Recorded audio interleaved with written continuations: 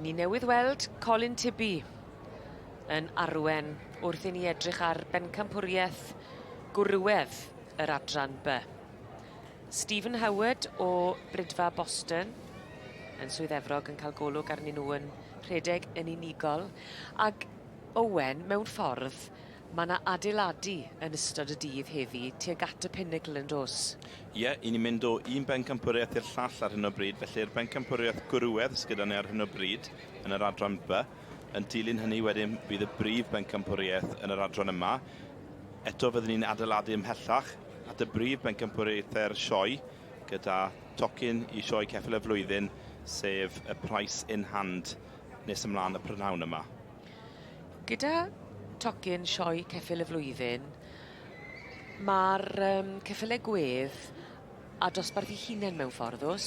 Ie, felly gyda'r Sioe ceffyl y flwyddyn, sef y price, does dim modd i'r ceffyl gwedd i gymhwyso yn anffodus. Felly, ni fydd ceffyl gwedd yn mynd drwyddo i'r gysylltiaeth hynny, ond mae yna gysylltiaeth arall yn Sioe ceffyl y flwyddyn ar gyfer y ceffylau gwedd. Felly mae lle nhw'n saff byth bynnag. Mae hynny'n wir ydy. Thistledown Sheriff, sef enillydd y march, gyda Craig Eleanor, yn eiddo i Sandy Anderson. Ar y chwith, ar y dde, Mr Colin Tibby, eiddo Lynn Wilson, Walsecker Colorado, fedd yn ail yn ei ddosbarth. Felly mae modd i'r rhai oedd yn gyntaf ac ail i gysadlu yn y gysylltiaeth yma. Steph Mansfield, gyda'r ebol blwydd. Jampete Moonwalker, eiddo Janet a Steph Mansfield. Ac wedyn ar y pen, Richard Jones, Moel Fyw Thunderstruck. A beth sy'n wych am gael y cyfle i'r ail i ddod nôl mewn, ach bod un dosbarth falle yn gryfach na'r llall? Ie, mae hynny'n wir. Mae modd i'r un sy'n ail cael y gil Pencampwriaeth wrth gwrs. Os un yn dyfennu di? Fi'n meddwl bosib mai Thistledown Sheriff, mae e'n eiddfed fewr march, mae e'n dibyn yn hun ar lleill wrth gwrs. Mae e'n taflu golwg arno eto. Mae'n mynd nôl at y stiwardied. Ie, ond cawn ni weld. Tasen ni ond yn gwybod beth yw'r sgwrs. Bosib bod yna benderfyniad, ond mae'n godro hi'n bach yn dwi. Adi. Ond, ie. Odi. Thistledown. O ti'n gywir? Ie. A fel o'n i'n sôn, yr un sy'n ail wedyn yn mynd ar gil Pencampwriaeth, sef Walsecker Colorado. Felly ddau farch yn mynd ar dydd. A Stephen Howard ac Owen Griffiths o'r un farn. Yn wir.